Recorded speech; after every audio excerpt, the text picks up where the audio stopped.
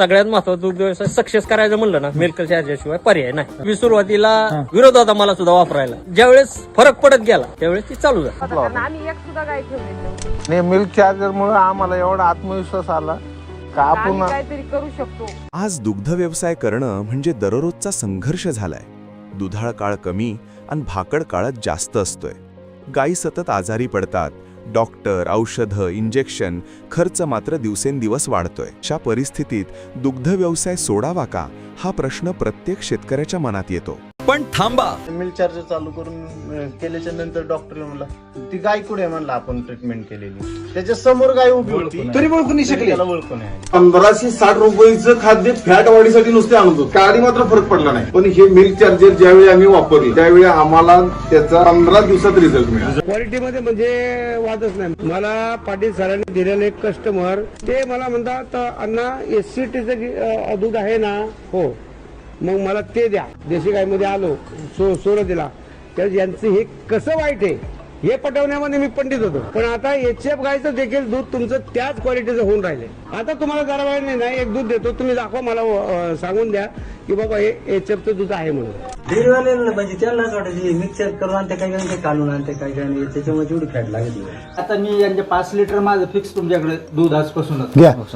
पचनक्रिया सुधारली का मग तब्येत बी चांगली होती, त्याच्यानंतर दूध बी चांगलं येतं, क्वालिटी चांगली होते, गाभ पर वेळेवर धरते, सगळ्या प्रॉब्लेम सॉल्व्ह होतात. दुधाची क्वालिटी सुद्धा चांगली. ह्यांचं दूध आहे का पूर्ण खवा आणि पासून दिलं जाते. ह्यांचा जे आजार बरा करते ते आपला का करणार. की ज्यावेळेस खरेदी केली त्यावेळेस तुम्हाला तिचं दूध अतिशय 1.5 लिटर मिळत. आणि गाभण किती महिन्याची होती? 4 महिन्याची. ती 6 लिटरवर गेली. 6 लिटर गेली. एका टायमिंगला 7.5 लागली. ओके. मस्टर्डीचा मला प्रॉब्लेम बराच होता, ते म्हणजे आता झिरोच झालाय. दूध घट्ट आहे आणि दुधामध्ये वाढ आहे आणि जी साय येते ती साय म्हशीच्या दुधासारखी येते. 3 झिरोच्या वरती कधी फॅट लागलं नाही. आता ते फॅट 4 झिरोच्या पुढे मी जी पावडर वापरली त्याचा खर्च मला ऑटोमॅटिक त्या दुधातूनच निघून गेला. ते इतर बेनिफिट मिळालेले ते एक्स्ट्राच मिळाले. एक गाय 2-3 वेळ तर पिळली की विकून टाकायची, दुसरी घ्यायची. पण ह्या टिकणार आहेत, आपल्याकडे जास्त वेळ तर टिकणार आहेत. सुकुत मध्ये माझ्या गायी अशा सोडल्या होत्या, एकही जनावर गेलं नाही, एकही जाऊन नाही दिलं. साधारणपणे 15 दिवस गेले मॅडम. 15 दिवस गेले. 15 दिवस जर मिल्क चार्जर नसतं तर आज काय परिस्थिती असते. भयान परिस्थिती असते. मग मी या लाईन मधलं बाधच झालो असतो. लोक सांगतात तुमच्या दुधाची क्वालिटी चांगली, त्याच्यामुळे आपलं दूध किती का मागतात पण आम्ही देत नाही. फॅट मध्ये काय बदल? फॅट पण चांगलं लागतं.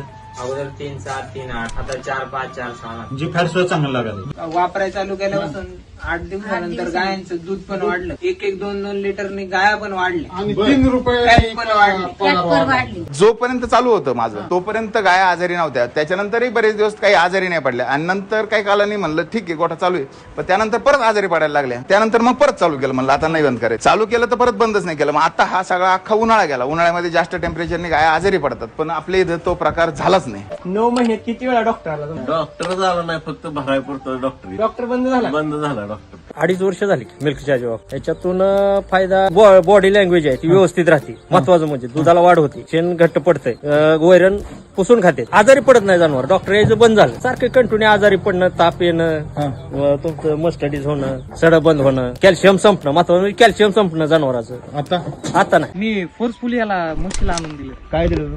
तुमच्यामुळे 11 लिटर दूध येतं, 14 लिटर बसतं. फायदा आपल्याला ते करतो त्याला कळतो, मग बाकीच्याला कुठं कळतो.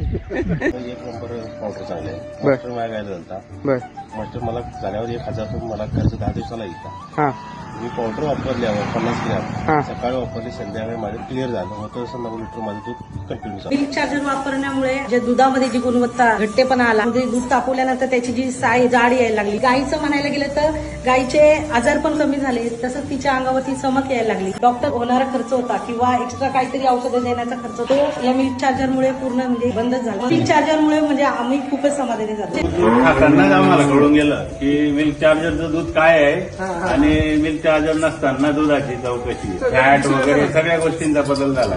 लोक आम्हाला सांगतात की बाबा आमच्या गाईचं दूध पिल्यानंतर दुसऱ्या गाईचं दूध नाही. बरोबर. ते शंकाच नाही. टाकल्यानंतर त्याचा रिझल्ट 100%. 4 सलाईन लावायच्या, 4 गोळ्या, इंजेक्शन. ते 1000 रुपयात दवाखाना केल्यापेक्षा 2 डोस मध्ये क्लिअर होती. समजा लगेच जाणार कोसला असून दे क्लिअरच होते. 4 दिवस पुढा गेला, 5व्या रोजी तिचा रिझल्ट दुधाचा बिन लगेच तेव्हापासून वाढतच गेली.